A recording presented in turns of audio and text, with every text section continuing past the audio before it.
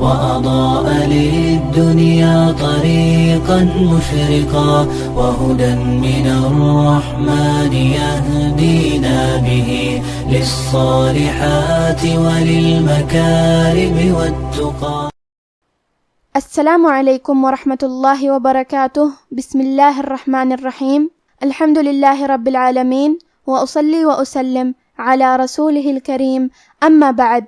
رب اشرح لی صدری ویسر لی امری واحلل عقدۃ من لسانی یفقہوا قولی. شروع کرتی ہوں اللہ کے نام سے جو بڑا مہربان نہایت رحم کرنے والا ہے. بإذن اللہ آج کے درس نمبر 193 میں سورۃ الکہف آیت نمبر 14 سے آیت نمبر 15 تک کی شرح اور ترجمہ سماعت فرمائیں گے. تو شروع کرتے ہیں. اعوذ باللہ من الشیطان الرجیم. وربطنا على قلوبهم إذ قاموا فقالوا ربنا رب السماوات والأرض لن ندعو من دونه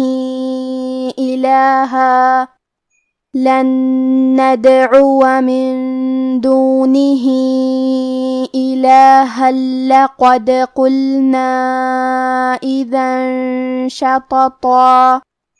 کلمت وربطنا میں حرف الراء پہ زبر ہے، لہذا یہاں را کا حکم ہے تفخیم. ہمیں حرف الراء کو موٹی آواز میں پڑھنا ہے.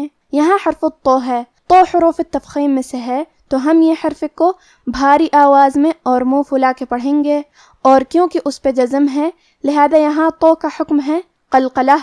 قلقلہ کا معنی ہے حرف ساکن کو ہلانا، لہذا ہم تو کو ہلاتے ہوئے یہ کلمہ کو پڑھیں گے. وربطنا. کلمت علا میں عین کی ادائیگی حلق کے درمیان والے حصے سے ہے. کلمت قلوبہم میں قاف کو ہم زبان کی جڑ اور تالو کے نرم حصے سے پڑھیں گے. با اور ہا کے نیچے زیر ہے، لہذا ہمیں یہ دونوں زیر کو ظاہر کرنا ہے. کلمت اذ میں دال کی ادائیگی زبان کے سر اور اوپر والے دانتوں کے اندرونی کناروں سے ہے، اور کیونکہ دال پہ جزم ہے لہذا ہم حرف دال کو ظاہر کریں گے. کلمت قامو میں قاف ہے اور اس کے بعد مد الف ہے. مد الف اپنے پیچھے والے حرف کا حکم لیتا ہے تفخیم میں اور ترقیق میں، لہذا ہمیں مد الف کو بھی بھاری آواز میں پڑھنا ہے. قامو. کلمت فقالو میں بھی قاف ہے اور اس کے بعد مد الف ہے، تو ہم یہ دونوں حرف کو تفخیم سے مطلب بھاری آواز میں پڑھیں گے. فقالو. کلمت ربنا میں با پہ تشدید ہے، لہذا ہم یہ حرف کو 2 حرف کے برابر پڑھیں گے، کیونکہ تشدید کی اصلیت 2 حرف ہے. جیسا کہ یہاں حرف البا ہے تو یہ 2 با ہے، با ساکن اور با متحرک، اور کیونکہ تشدید پیش کا ہے تو ہم حرف البا کو پیش سے پڑھیں گے. ربنا. کلمت رب میں یہاں بھی با پہ تشدید ہے تو ہم تشدید کو ظاہر کریں گے. کلمت السماوات میں میم پہ کھڑا زبر ہے اور واو پہ بھی کھڑا زبر ہے، تو یہ دونوں مد الف ہے، ہم یہ دونوں مد کو برابر سے ادا کریں گے. کلمت الارض میں یہاں حرف الضاد ہے. ضاد کی ادائیگی زبان کے کروٹ اور اوپر کے داڑھوں کی جڑ سے ہے. ضاد حروف تفخیم میں سے بھی ہے، تو ہم یہ حرف کو بھاری آواز میں اور منہ پھلا کے پڑھیں گے. کلمت لن کے آخری میں نون ساکن ہے، پھر حرف النون آتا ہے. کلمت ندعو. نون حروف الادغام بغنہ میں سے ہے، اور ادغام کا معنی ہے حرف کو حرف میں داخل کرنا، لہذا ہم یہ نون ساکن کو دوسرے نون میں ملا کے ایک ہی نون اور غنہ تشدید کے ساتھ پڑھیں گے. لن ندعو. یہاں حرف الدال پہ جزم ہے، دال بھی حروف القلقلہ میں سے ہے، لہذا ہم یہ حرف کو ہلاتے ہوئے یہ کلمہ کو پڑھیں گے. ندعو.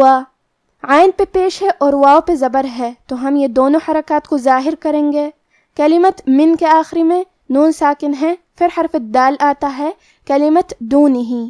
دال حروف الاخفاء میں سے ہے، اور اخفاء کا معنی ہے چھپا دینا، تو ہم نون ساکن کو چھپاتے ہوئے اور غنہ کے ساتھ یہ حکم کو ادا کریں گے. من دونہی. کلمت دونہی کے آخری میں ہا کے نیچے کھڑی زیر ہے اور ہا پہ مد کا علامہ ہے. یہاں حکم ہے مد صلہ کبریٰ. ہم اپنی آواز اس مد میں 2 سے 4 مد کے برابر لمبی کریں گے. دونه الہا۔ کلمت الہن میں ہا پہ تنوین زبر ہے، پھر حرف اللام آتا ہے۔ کلمت لقد، لام حروف الادغام بغیر غنہ میں سے ہے، تو ہم یہ تنوین کو لام میں ملا کے بغیر غنہ سے لیکن تشدید کے ساتھ یہ حکم کو ادا کریں گے۔ الہ لقد۔ کلمت لقد میں حرف القاف کو موٹی آواز میں پڑھیں گے اور حرف الدال کو ہلاتے ہوئے پڑھیں گے، کیونکہ یہاں دال کا حکم ہے قلقلہ۔ لقد۔ کلمت قلنا میں یہاں لام ساکن ہے تو ہمیں لام کو ظاہر کرنا ہے، آخر میں الف پہ مد کا علامہ ہے۔ یہ مد جائز منفصل ہے، اور مد جائز منفصل کا معنی ہے کہ حرف المد پہلے کلمہ کے آخر میں ہو اور اس کی وجہ جو کہ حمزہ ہے وہ دوسرے کلمہ کے شروعات میں آئے۔ اس مد میں ہم اپنی آواز 2 سے 4 مد کے برابر لمبی کریں گے۔ کلمت اذن میں دال پہ تنوین زبر ہے، پھر حرف الشین ہے۔ کلمت شططا، شین حروف الاخفاء میں سے ہے، تو ہم یہ حکم کو غنہ کے ساتھ ادا کریں گے۔ اذن شططا۔ کلمت شططا میں 2 تو ہے، تو ہمیں یہ دونوں تو کو تفخیم سے مطلب بھاری آواز میں پڑھنا ہے، اور آخری میں مد الف ہے تو ہم مد الف کو بھی بھاری آواز میں ادا کریں گے۔ وَرَبَطْنَا عَلَى قُلُوبِهِمْ إِذْ قَامُوا فَقَالُوا رَبُّنَا رَبُّ السَّمَاوَاتِ وَالْأَرْضِ لَن نَّدْعُوَ مِن دُونِهِ إِلَٰهًا لَن نَّدْعُوَ مِن دُونِهِ إِلَٰهًا لَقَدْ قُلْنَا إِذًا شَطَطًا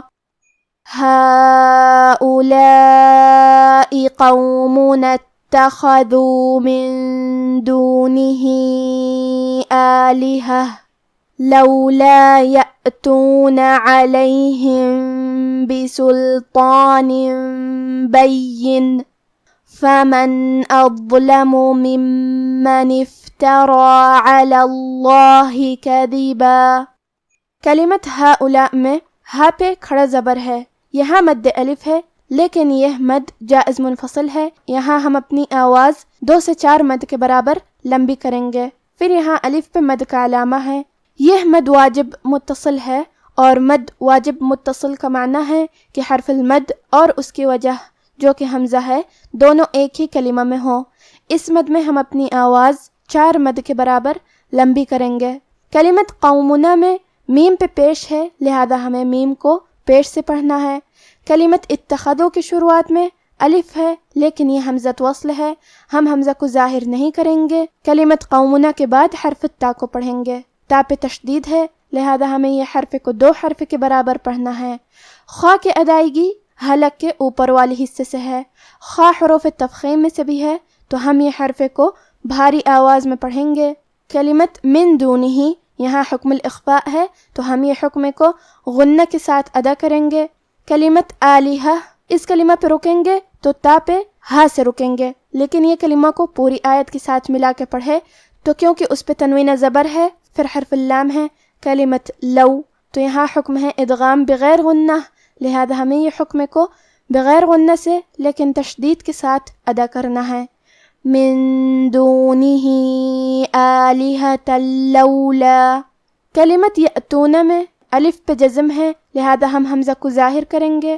حمزہ کی ادائیگی حلق کے نیچے والے حصے سے ہے۔ کلمت علیہم کے آخری میں میم ساکن ہے، پھر حرف البا ہے۔ کلمت بسلطان، با حروف الاخفاء الشفوی میں سے ہے، لہذا ہمیں میم کو چھپاتے ہوئے اور غنہ کے ساتھ یہ حکم کو ادا کرنا ہے۔ علیہم بسلطان۔ کلمت بسلطان میں لام ساکن ہے، تو ہمیں لام کو ظاہر کرنا ہے۔ لام حروف ترقیق میں سے ہے، تو ہم یہ حرف کو پتلی آواز میں پڑھیں گے۔ یہاں حرف الطو ہے اور اس پہ کھڑا زبر ہے، تو کیونکہ یہاں مد الف ہے، لہذا ہمیں طو کو اور مد الف کو دونوں کو موٹی آواز میں پڑھنا ہے۔ بسلطان، آخری میں نون کے نیچے تنوین زیر ہے، پھر حرف البا ہے۔ کلمت بین، با حروف القلب میں سے ہے، اور قلب کا معنی ہے بدل دینا، تو ہم یہ تنوین کو میم میں بدل کے اور غنہ کے ساتھ یہ حکم کو ادا کریں گے۔ بسلطان بین۔ کلمت بین میں یا پہ تشدید ہے، لہذا ہمیں یہ حرف کو 2 حرف کے برابر پڑھنا ہے۔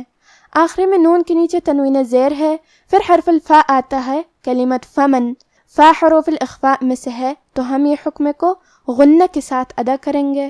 بین فمن۔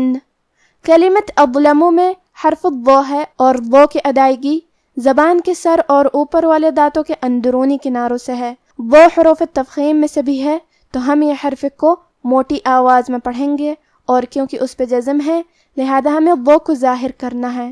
کلمت ممن، میم پہ تشدید ہے، تو ہم یہ حرف کو 2 حرف کے برابر پڑھیں گے۔ آخری میں نون کے نیچے زیر ہے، لہذا ہمیں زیر کو ظاہر کرنا ہے۔ کلمت افترا میں یہاں را کی حرکت ہے زبر، لہذا ہمیں را کو اور اس پہ جو کہ کھڑا زبر ہے تو یہاں مد الف ہے، تو ہم را کو اور مد الف کو دونوں کو تفخیم سے مطلب بھاری آواز میں پڑھیں گے۔ افترا۔ کلمت علا میں کیونکہ لام پہ زبر ہے لہذا ہم لفظ الجلالہ مطلب کلمت اللہ کے لام کو تفخیم سے مطلب موٹی آواز میں پڑھیں گے۔ علی اللہ۔ کلمت کذبہ، کاف پہ زبر ہے اور دال کے نیچے زیر ہے، تو ہم یہ دونوں حرکات کو ظاہر کریں گے اور یہ کلمہ پہ رکیں گے تو اس پہ مد الف سے رکیں گے۔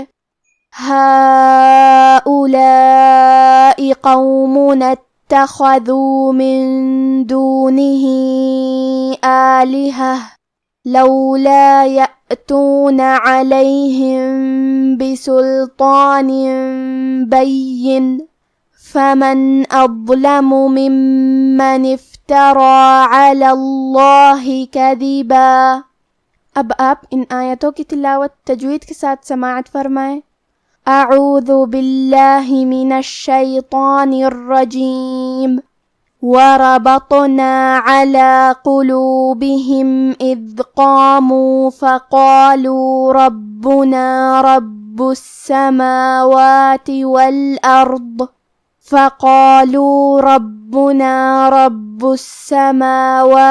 والأرض لن ندعو من دونه